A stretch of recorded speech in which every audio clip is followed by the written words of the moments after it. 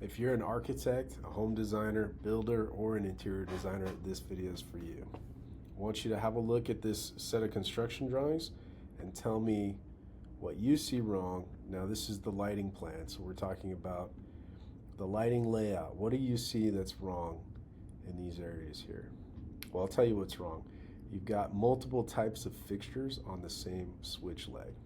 In this case, dimmer leg. These are all marked as being dimmers.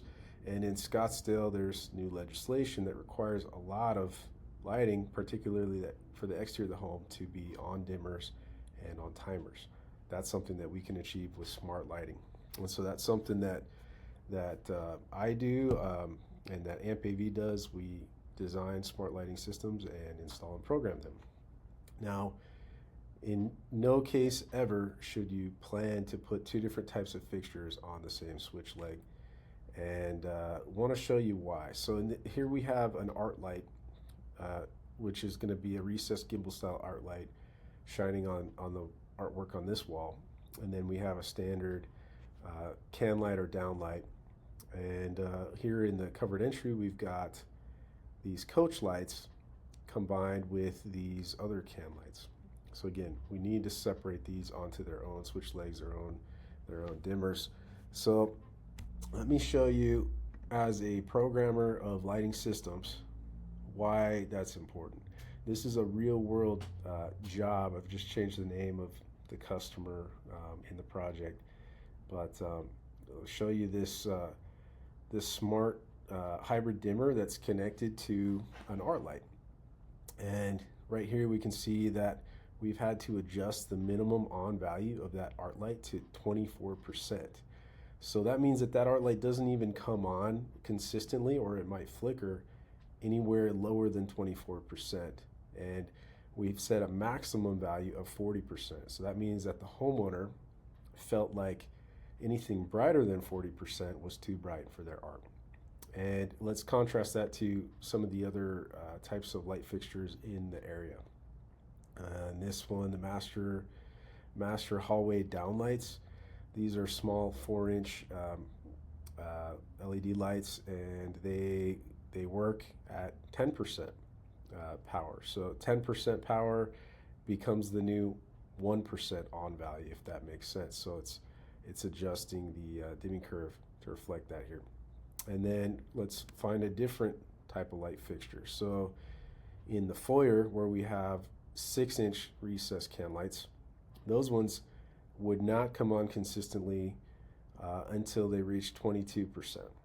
So this is an example of how different types of light fixtures are going to perform differently, and how we want to achieve the maximum flexibility for setting the scene in these areas by finding that minimum on value, making that the new 1% on value, if you will, and then finding the maximum comfortable on value and setting the maximum. So back to our layout here, we need to get these all separated. So I'm going to show you my annotated drawing. Now I apologize for my annotated drawing where I had a single layer PDF and I've had to white out, where you can see I've whited out some of the dash lines for those switch legs. If I had a DWG, I'd do this in CAD. I'd be happy to have all those layers, but I'm going to work with what I got. So I've separated the art lights onto their own switch leg. Actually, it's a home ran load to our remote lighting panel in a utility closet. And then I've put the primary load in that space, being these downlights. I put those on the local hybrid dimmer.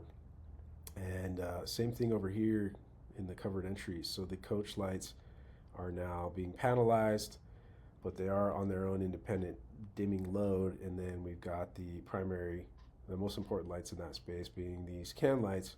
We put those on a local dimmer. And more about which loads go on local dimmers in a hybrid situation like this in another video, where I can explain the difference between different types of panelized lighting solutions. The important takeaway here today is you have to have separate switch legs for different types of fixtures, especially if the homeowner's well, I shouldn't say especially, but if the homeowner's doing a panelized system from the get-go like this or not, it's equally important, because if a homeowner wants to replace that switch with a smart dimmer down the road, they're going to have uncomfortable levels of brightness between two different types of fixtures. Anyway, thank you for watching. If you made it all the way to the end of this video, I truly appreciate it. Hopefully this made sense to you. And again, architects, home designers, interior designers, builders, anyone that has a hand in picking out fixtures or determining the lighting plan of the house, please keep in mind that you have to have different types of fixtures on their own independent loads, on their independent switch legs. Again, thanks for watching. Take care.